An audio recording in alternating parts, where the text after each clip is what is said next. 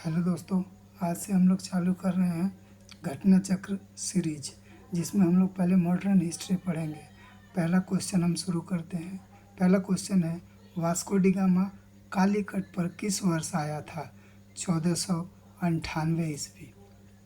Vasco D gamma Bharat कब आया था? फिर वही क्वेश्चन है जो कि यूपीपीसीएस भी पूछ चुका है, एमपीपीएससी ने 1995 में पूछा था। आंसर सेम 1498 ईस्वी।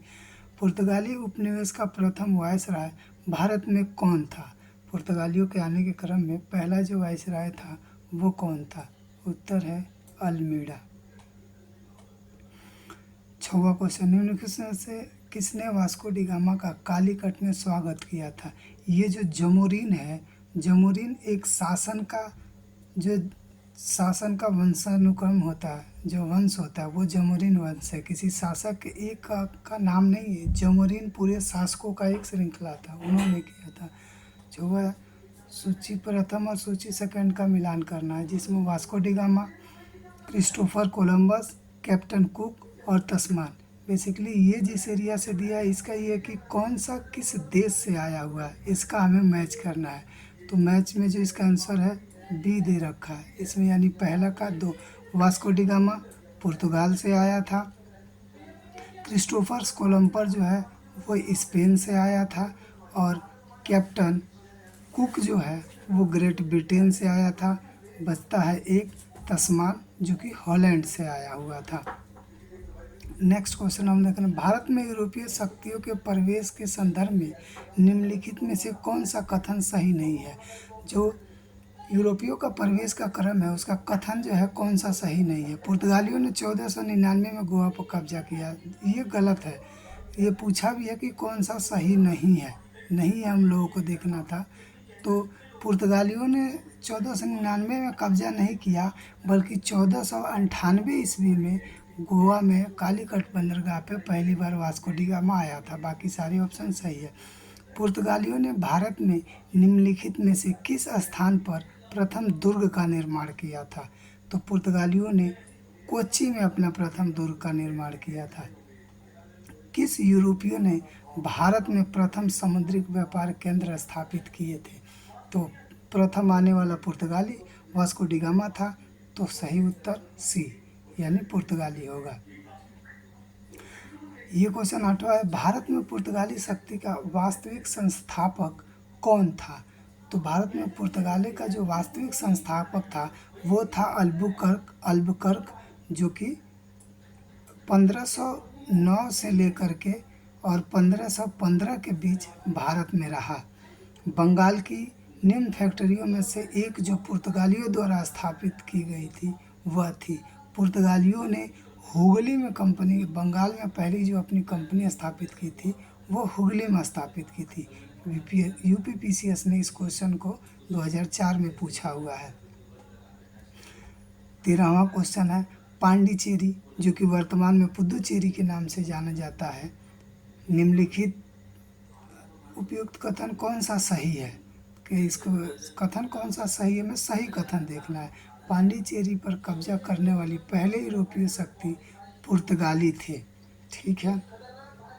पांडिचेरी पर कब्जा करने वाली दूसरी यूरोपीय शक्ति फ्रांसीसी थे। अंग्रेजों ने कभी भी पांडिचेरी पर कब्जा नहीं किया। तो इसका जो सही आंसर है वो ये है कि पांडिचेरी पर कब्जा करने वाले पहले यूरोपीय जो थे पुर्तगाली थे। मसाले के व्यापार के लिए उन्होंने कब्जा किया और उसको अपना अड्डा बनाया था। हुगली को बंगाल की खाड़ी में समुद्री लूटपाट के लिए किसने अड्डा बना रखा था? फिर वहीं पुर्तगालियों ने सबसे पहले यहाँ आए और हुगली को अपना अड्डा बना रखा था। बंगाल की खाड़ी में समुद्री डकैती हेतु हुगली का उपयोग कौन करता था? उत्तर है इसका फिर पुर्तगाली सबसे पहले आए और वही करते थे। क्वेश्चन नंबर हम 16 देखेंगे, निम्नलिखित में से कौन सा कलकत्ता का असली संस्थापक है? कोलकाता शहर को सबसे पहले किसने स्थापित किया था? तो सही जवाब है बी, जॉन चार्नॉग जो है वो कोलकाता का असली संस्थापक है, जिसने कासिम बाजार के फैक्ट्री प्रमुख ने अंग्रेजों के व्यापार केंद्र के रूप में स्थापित किया था। कलकत्ता किसने बसाया था? फिर वही जवाब डी, जॉन चार्नॉग ने कोलकाता को बसाया था। निम्न में से किस स्थान पर भारत में प्रथम नगर निगम की स्थापना की गई थी? ये क्वेश्चन बहुत अच्छा है। तो सबसे पहले 1688 ईस्वी में मद्रास में नगर निगम प्रेसिडेंसी शहर की स्थापना की गई थी। क्वेश्चन नंबर 19 है, भारत के साथ व्यापार के लिए सर्वप्रथम संयुक्त पूंजी कंपनी किन लोगों ने आरंभ की थी? तो संयुक्त पूंजी कंपनी सबसे पहले डचों ने आरंभ की थी। निम्नलिखित कथनों में से कौन सा एक सही है? सही कथन हमें इसमें से ढूंढना है। ऑप्शन है, आधुनिक कोची भारत की स्वतंत्रता तक डच उपनिवेश था। दूसरा है, डचों ने पुर्तगालियों को पराजित किया और आधुनिक कोची में उन्होंने फोर्ट विलियम का निर्माण कराया।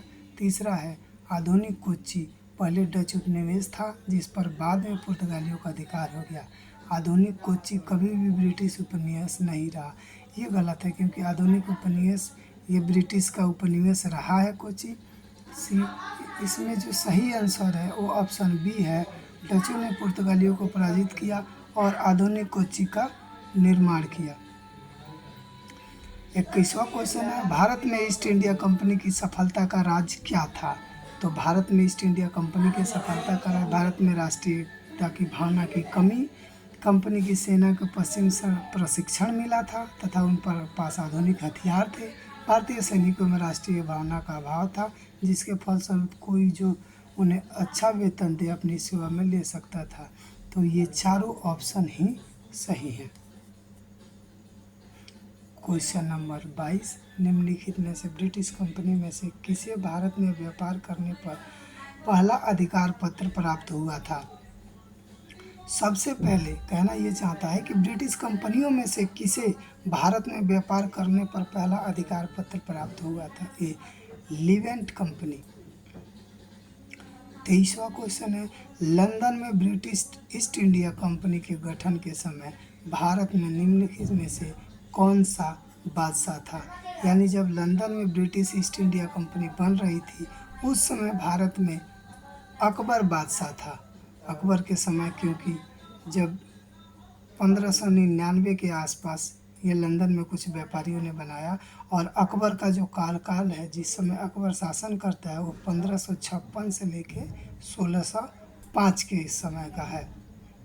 इस वजह से किस मुगल सम्राट के काल में इंग्लिश ईस्ट इंडिया कंपनी ने भारत में सर्वप्रथम कारखाना स्थापित किया था? यहाँ ऑप्शन बी है। इन दोनों क्वेश्चन में अंतर समझना बहुत ज़रूरी है। पहला क्वेश्चन में कह रहा है कि जब ब्रिटिश ईस्ट इंडिया कंपनी बना उस समय भारत का बादशाह कौन था? उस समय भारत का बादशाह अकबर था। दूसरा क्वेश्चन ये समझाना चाहता है कि जब प्रथम कारखाना स्थापित किया गया तब भारत में बादशाह कौन था? उस समय भारत में बादशाह जहांगीर था और मुगल वंश का ही शासन चल रहा था। 25वां क्वेश्चन है, भारत में 1613 ईस्वी में अंग्रेज़ों ने अपनी पहली फैक्ट्री कहाँ स्थापित की? तो अंग्रेज आते ही सबसे पहले उन्होंने सूरत में अपनी पहली फैक्ट्री स्थापित किया था और इन्होंने अनुमति 11 में ली और 13 में इन्होंने सूरत में स्थापित किया था। इंग्लिश ईस्ट इंडिया कंपनी का कारखाना स्थित था, कह रहा है कि 17वीं शताब्दी में पूछ रहा है कि इंग्लिश ईस्ट इंडिया कंपनी का कारखाना कहाँ स्थित था? 17वीं शताब्दी यानी 1600 के आसपास। तो उस समय भरूच में 1625 ईस्वी के आसपास भरूच में था। ईस्ट इंडिया कंपनी की प्रथम फैक्ट्री स्थापित की गई थी। तो ईस्ट इंडिया जो कंपनी है उसने पहली अपनी फैक्ट्री कहाँ स्थापित की थी? सूरत में स्थापित किया था। क्वेश्चन नंबर 28, निम्नलिखित में से किस अंग्रेज अधिकारी ने पुर्तगालियों को शव्वाली के स्थान पर हराया था? तो इसका थॉमस वेस्ट ने हराया था। निम्नलिखित यूरोपीय व्यापारी कंपनियों में से किसने सूरत में सर्वप्रथम अपना कारखाना स्थापित किया था? तो सूरत में पहला कारखाना अंग्रेज़ों ने स्थापित किया था और 1613 में स्थापित किया था। अंग्रेज़ों ने सबसे पहले स्थापित किया था 29वां क्वेश्चन है, वर्ष 1613 में अंग्रेजों ने ईस्ट इंडिया कंपनी को कहाँ एक कारखाना, फिर वही क्वेश्चन, सूरत में स्थापित किया था। 31वां क्वेश्चन, ईस्ट इंडिया कंपनी के प्रारंभिक दौर में वेस्टर्न प्रेसिडेंसी कहाँ थी। वेस्टर्न यानी ये अपनी ईस्ट और इधर हो गई वेस्ट। वेस्टर्न प्रेसिडेंसी यानी अगेन सूरत। ब्रिटिश ईस्ट इंडिया कंपनी ने बम्बई के किससे लिया था। British east India company Bombay किससे लिया था। तो ब्रिटिश ईस्ट इंडिया कंपनी ने बम्बई को पुर्तगालियों से लिया था। जब ब्रिटिश ईस्ट इंडिया कंपनी को जो पुर्तगालियों से बम्बई मिला, उसका बड़ा रोचक कहानी है। राजकुमार चार्ल्स जो थे, चार्ल्स द्वितीय, जो ब्रिटेन के उस समय राजा थे, उनकी शादी पुर्तगाली राजकुमारी कैथरीन से शादी हो गया, जिससे उपहार स्वरूप उन्हें बम्बई मिला था, जो कि 1668 ईस्वी में उन्होंने 10 पाउंड वार्षिक किराए की दर से ब्रिटिश ईस्ट इंडिया कंपनी को दे दिया था। निम्नलिखित में से किस वर्ष प्रयागराज के किले पर अंग्रेजों का अधिकार हो गया। तो 1797 ईस्वी में प्रयागराज के किले पर अंग्रेजों का अधिकार हो गया। ईस्ट इंडिया कंपनी किस अंग्रेज गवर्नर को औरंगजेब द्वारा भारत से निष्कासित कर दिया गया था। सर जॉन चाइल्ड को, अंग्रेजों को जो जॉन चाइल्ड था उसे निष्कासित किया गया था औरंगजेब द्वारा। निम्नलिखित में से प्रथम कर्नाटक युद्ध का कौन सा तत्कालिक कारण थे। प्रथम कर्नाटक युद्ध के तत्कालिक कारण कौन से थे। प्रथम कर्नाटक जो युद्ध है 1746 से लेकर 1748 के बीच में लड़ा गया, जो कि ऑस्ट्रेलिया में उत्तराधिकारी के युद्ध और फ्रांसीसियों और अंग्रेजों के संघर्षों के साथ चालू हुआ था। तो देखते हैं इसका सही ऑप्शन क्या होता है। अंग्रेज और फ्रांसीसियों के बीच प्रतिद्वंदी, ऑस्ट्रेलिया की राजगद्दी की जंग, कर्नाटक की राजगद्दी का मसला, अंग्रेजों द्वारा फ्रांसीसियों जहाज़ों का अधिग्रहण, ये संघर्ष का मेन कारण था।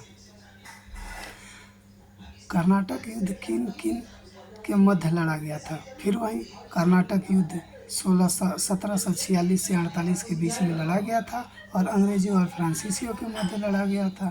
सही जवाब। सूची 1 को सूची 2 से मिलान करना है और युद्ध है और संधि है। तो इसमें हम देखेंगे कि प्रथम कर्नाटक युद्ध जो है वो ख़त्म हुआ एक्स ला सैपल की संधि से, जबकि तृतीय जो कर्नाटक युद्ध है वो समाप्त हुआ पेरिस की संधि से। लास्ट वाला जो कर्नाटक युद्ध था वो पेरिस की संधि से समाप्त हुआ। और द्वितीय कर्नाटक युद्ध का कोई निर्णय नहीं निकल पाया क्योंकि संघर्ष ही जारी रहा। और प्रथम मैसूर युद्ध ब्रिटिश की हार से, क्योंकि जब प्रथम मैसूर युद्ध हुआ तो मैसूर के राजा टीपू सुल्तान के पिता थे, इस वजह से हैदर अली जो थे वहाँ के शासक थे, इस वजह से ब्रिटिश उन्हें हरा नहीं पाए, काफ़ी उनकी नीतियाँ अच्छी रही। ये निम्नलिखित में से कौन सा एक सही सुमेलित नहीं है। प्रथम कर्नाटक युद्ध 1646 से 48, कर्नाटक का द्वितीय 50 से 52 और कर्नाटक 58 से 63। कौन सा एक सही सुमेलित नहीं है। पानीपत का तृतीय 1761 में हुआ था। कर्नाटक का जो द्वितीय युद्ध है, कर्नाटक का ये द्वितीय युद्ध है, ये 50 से नहीं बल्कि 49 से 52 है, इस वजह से ऑप्शन बी। नेक्स्ट 39वां क्वेश्चन है, निम्नलिखित में से कौन सा प्रथम यूरोपीय व्यक्ति था जिसने भू क्षेत्र अर्जित करने के उद्देश्य से भारतीय राजाओं को झगड़ा में भाग लेने की नीति आरंभ की थी।